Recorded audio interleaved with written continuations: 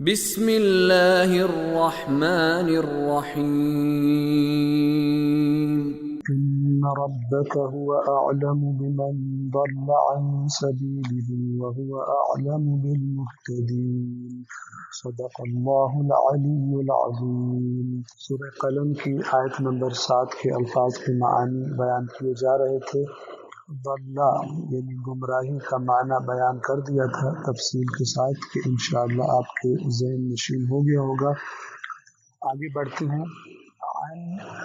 کا معنی ہے سے، سبیل ہی اس کا راستہ، یعنی اس کے راستے سے کون گمراہ ہوا، تیرا رب بہتر جانتا ہے۔ سبیل کا بنیادی معنی ہے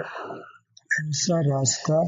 جس میں آسانی ہو، جس میں سہولت ہو، اور اس لفظ سبیل کو ہر اس چیز کے لیے کہ جس کے ذریعے انسان کسی چیز تک پہنچ جاتا ہے استعمال کیا جاتا ہے، چاہے جس چیز پہ پہنچا جائے وہ اچھی ہو، خیر ہو، یا وہ چیز شر ہو یا برائی ہو۔ کوئی بھی چیز جس کے ذریعے سے کسی اور چیز اچھی یا بری تک پہنچا جاتا ہے اسے بھی سبیل کہا جاتا ہے، لیکن اس کا بنیادی معنی ایسا راستہ کہ جس میں آسانی ہو۔ قرآن کریم میں فرمایا گیا جاہدوا فی سبیل اللہ، اللہ کے راستے میں جہاد کرو، اور جہاد کا بھی بنیادی معنی سخت کوشش کرنا، اور چونکہ میدان جنگ میں انسان اپنی جان کو ہتھیلی پر رکھ کر اپنی جان کا سودا کر کے میدان جنگ میں اترتا ہے اور کسی لمحے بھی اس کی جان جا سکتی ہے، اور یہ بڑی سخت کوشش کا مقام ہوتا ہے، لہٰذا جہاد کو بھی جہاد اسی لیے کہا گیا کیونکہ اس میں کوشش کا عنصر پایا جاتا ہے، سخت کوشش اور سعی کا معنی پایا جاتا ہے۔ خداوند عالم نے فرمایا جاہدوا فی سبیل اللہ، اللہ کے راستے میں جہاد کرو، اللہ کے راستے میں کوشش کرو،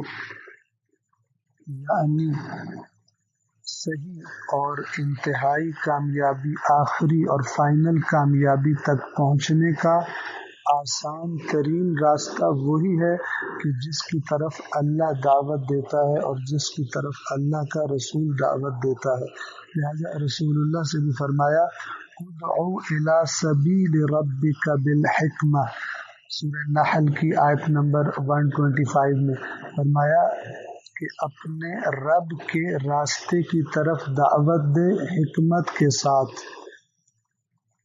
اللہ ہی کا راستہ در حقیقت یعنی دین کا راستہ ہی در حقیقت آسان ترین راستہ ہے انسان کو اچھائی پر اور کامیابی تک پہنچنے کے لیے، اور اللہ کے راستے سے ہٹ کر جتنے بھی راستے ہیں اگرچہ اس وقت یعنی فی الحال اچھے لگتے ہوں یا آسان لگتے ہوں یا ان میں انسان کو آرام و آسائش اور لذتیں نظر آتی ہوں، لیکن اگر ان کے نتیجے کو اللہ کے راستے کو چھوڑ کر دوسرے راستوں پر چلنے کے نتیجے کو دیکھا جائے کہ جس کو اگر ایک لفظ میں بیان کیا جائے تو وہ اللہ کی رحمت سے دوری اور جہنم ہے، تو پھر وہ راستے انتہائی مشکلات کے راستے ہیں، اور اللہ ہی کا راستہ آسانی والا اور کامیابی تک پہنچانے والا راستہ ہے۔ اگلا حرف ہے واو یعنی اور، ہوا یعنی وہ، اعلم بہتر جانتا ہے، سب سے زیادہ علم رکھتا ہے، بالمہتدین مہتدین کے بارے میں تیرا رب ہی سب سے زیادہ بہتر جانتا ہے۔ مہتدین یعنی ہدایت یافتہ لوگ۔ مہتدی کا بنیادی معنی ہے وہ انسان کہ جب اس کی ہدایت کی جائے، جب اس کی رہنمائی کی جائے صحیح راستے کی طرف، تو وہ اس رہنمائی کو قبول کرتے ہوئے، اس کے اثر کو قبول کرتے ہوئے اس راستے پر چلنا شروع کر دے۔ ہدایت کرنے والے کو عربی زبان میں ہادی کہا جاتا ہے، اور جو ہدایت قبول کر لے اور اس ہدایت کے مطابق راستہ اختیار کر لے اسے مہتدی کہا جاتا ہے، اور اس کی جمع ہے مہتدین۔ اب ذرا اس آیت کے مکمل ترجمے کی طرف توجہ فرمائیں گے۔ ان ربک هو اعلم بمن ضل عن سبیلہ، یقیناً تیرا پالنے والا تیرا رب وہی سب سے زیادہ اچھی طرح اور بہتر جانتا ہے کہ کون اس کے راستے سے بھٹک گیا، کون اس کے راستے سے گمراہ ہے۔ وَهُوَ أَعْلَمُ بِالْمُهْتَدِينَ، اور وہی سب سے بہتر جانتا ہے کہ کون ہدایت یافتہ لوگ ہیں، کنہوں نے ہدایت اور رہنمائی قبول کر کے اللہ کا راستہ اختیار کر لیا ہے۔ اس آیت میں پھر ایک دفعہ گویا اللہ اپنے نبی کو تسلی دے رہا ہے جو تکالیف رسول اللہ کو اٹھانی پڑ رہی تھی ان لوگوں کی الزام تراشیوں کی وجہ سے، کیونکہ وہ لوگ کہا کرتے تھے، جیسے کہا کرتے تھے یہ مجنون ہے، دیوانہ ہے،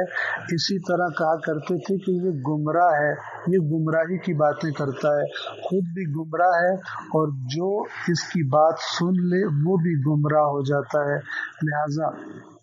پورے معاشرے میں جب اس قسم کی باتیں ہو رہی تھی تو اللہ نے اپنے نبی کو تسلی دینے کے لیے فرمایا کہ اے نبی، کامیابی کا راستہ وہی ہے کہ جو تیرا رب بتا رہا ہے، اور تو اس کے راستے پر ہے، اپنے پروردگار کے بتائے ہوئے سیدھے راستے پر ہے۔ تیرا رب جانتا ہے، چونکہ راستے کی حقیقت بھی کون سا راستہ صحیح ہے اور کون سا راستہ غلط، چونکہ اللہ اس بارے میں سب سے بہتر جانتا ہے۔ لہٰذا آپ تسلی رکھیے، آپ اطمینان رکھیے۔ سارا معاشرہ اگر برائی کی طرف راغب ہو اور آپ پر الزام تراشی کرے اور آپ کو گمراہ کہے تو ہم آپ کو بتائے دیتے ہیں، کیونکہ ہم جانتے ہیں، اللہ جانتا ہے، تیرا رب تیری ضرورتوں کا خیال رکھنے والا، ہر لمحہ تیرا خیال رکھنے والا،